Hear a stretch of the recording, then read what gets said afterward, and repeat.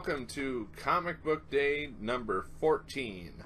I'm Joe, and this is, a show where I buy all... and this is a show where I'm showing off all the new comics that I bought this week, and showing off some of the artwork, and talking about the stories. So first, I've got Secret Empire number 6. I like Secret Empire a lot. I know some people, don't like it. They don't like Captain America being evil and a part of Hydra. But I think it's worked out really good. I think he's been a good villain. And this issue is all about him leading an assault on the Underground's, headquarters. The Underground is the resistance against Captain America. It's led by Hawkeye and Black Widow pretty much, and, all the superheroes are a part of it pretty much, other than a few of them have sided with Hydra, including Thor, Odinson, and then Scarlet Witch and Vision are actually, kind of possessed and taken over. But yeah, this one is good. It's got a reanimated Hulk in it that Captain America sent after the Underground. And it's got some awesome fight scenes and, some good moments for a lot of characters. There's kind of some betrayals on both sides of, the teams.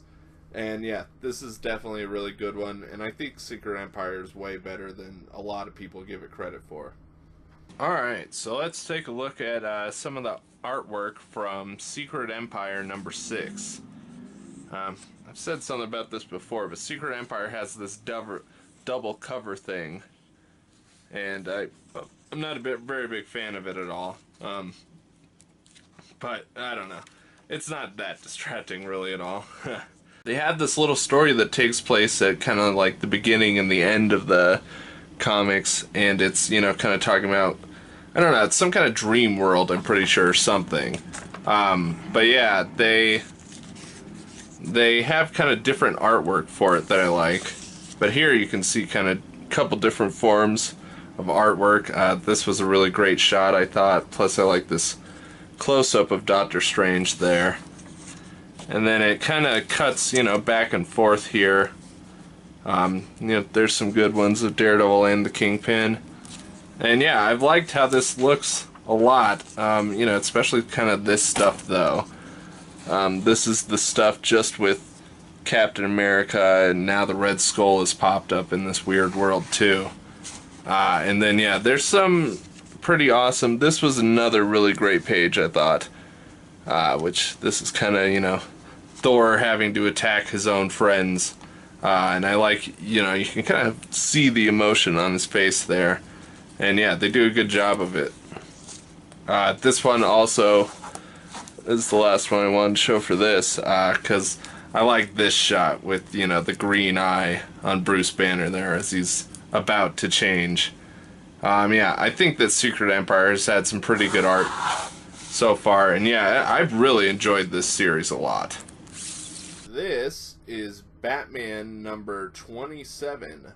This is a little interlude in the war on jokes and riddles. War of jokes and riddles, not on. Yeah. Riddler and Joker are at war with each other, and in this issue, it kind of takes a break away from that main story and talks about Kite Man, and it gives him kind of a new origin that ties into this war, and it actually makes him a pretty interesting character, or seeming, for this. I just know Kite Man by name, and he always seemed kind of like a joke. I mean, there's a South Park episode where Kyle is basically Kite Man, and just because it's a joke that, anyone would be Kite Man. But this made him actually seem pretty interesting, so I checked this out. This is Luke Cage number 3. I'm a little closer this time than usual, sorry. But yeah, I like Luke Cage so far. I like the art of it too, but the story's been pretty interesting because it's kind of talking about Luke Cage's past, which I don't know a lot about. I know his basic origin story, but I haven't read a lot of old comics, just pretty much anything since, like, New Avengers started. So I like reading this because it kind of deals with the scientist that created Luke Cage, gave him his powers. He's investigating his death, and along the way he's finding all of these other, experiments, other people who he tried to give powers to, but most of them are unsuccessful, and they're all, insane murderers now. So yeah, he's dealing with a lot of different guys like that. He's working with this one guy named Warhawk, who I guess used to be a villain, but now he kind of has his crazy rage issues under control. So he's working with Luke Cage, and he's been funny because he's just completely insane. This is Daredevil number 24. Forgot that one. This one has been a pretty good story so far. It's still part of the Supreme storyline, which is Matt Murdock trying to get it so that Daredevil specifically and any superhero could go and testify against, different criminals in court, because sometimes that's the only evidence against a criminal, basically. And so he's really made Wilson Fisk mad about that. So he's hired this really good lawyer to go after Matt Murdock, in the courts, and then he's also sent Tombstone after Matt Murdock a couple of times now, but he keeps being unsuccessful.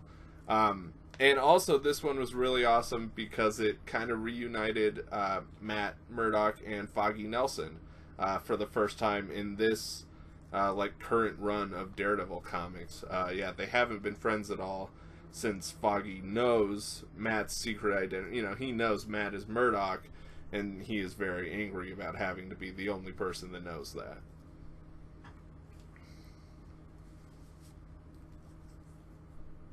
This is Royal City number 5. I like this comic a lot. It's written by Jeff Lemire. I still don't know how to say his name. I haven't looked it up. It's written and drawn by him, though. And so it's, there's a lot of time and thought put into it. He has these little soundtracks worked out that are in the back that are kind of like things that inspired him while, drawing and writing. And yeah, I think this is a really, really great comic. Image Comics puts it out.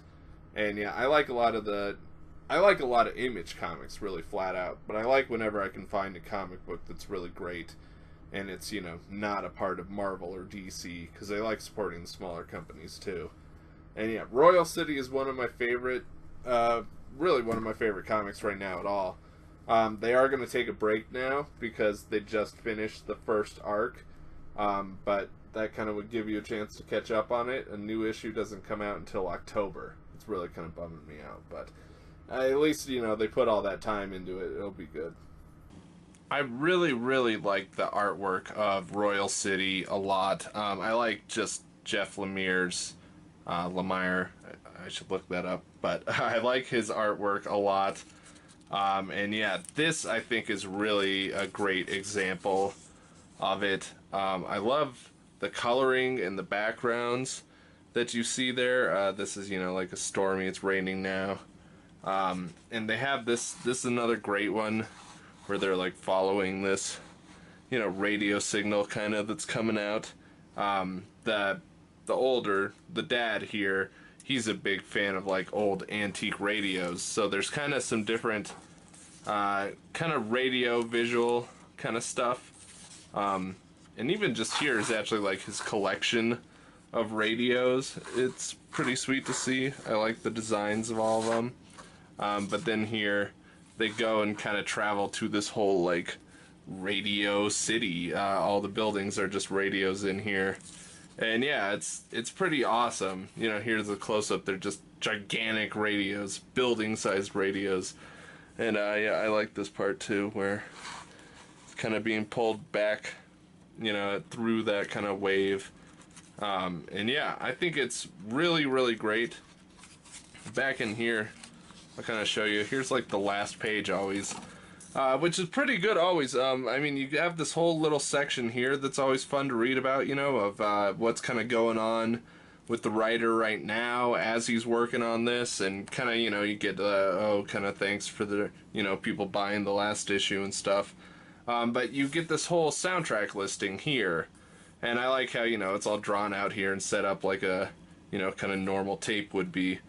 And I'm excited for the next story because it says in here that it's all going to be in the past, so all that soundtrack will be based off, music only up to 1993. Yeah, I like this little back picture here too of the radio. And this is Peter Parker, the Spectacular Spider-Man, #2. I don't know. I don't know what I think of this. I'm not too excited by it, really. I don't think the art is really too special. I don't think this story's been too interesting. But really, in this issue, nothing happened much. I mean, they brought in this girl who, I guess, thought she was Peter Parker's sister. I don't know any of that story at all. It was kind of where I stopped reading Spider-Man comics at one point, because it was after Civil War, in the comics when he had unmasked himself, and then it got into a lot of weird stuff after that. And I think that was all during this, that time that I stopped reading. This is kind of, taking inspiration from that by bringing in Teresa Parker, I think is her name. And so I don't know. I'll probably get the next issue of this still and give it one more, but really I'm leaning towards not getting this anymore. And that is my episode. I don't know, that's weird. Alright, and that is what I got this week. Thank you for watching this episode, and as always, leave a comment and tell me, what comics you're reading. Tell me what comics I should be reading, and tell me, if you think I'm wrong about Secret Empire or, any of these stories I said that I liked. Tell me if you think I should be reading the Spider-Man comic still. I don't know, because I might drop it. So yeah, make sure to go through and subscribe to the channel, hit the like button, and I'll see you next week.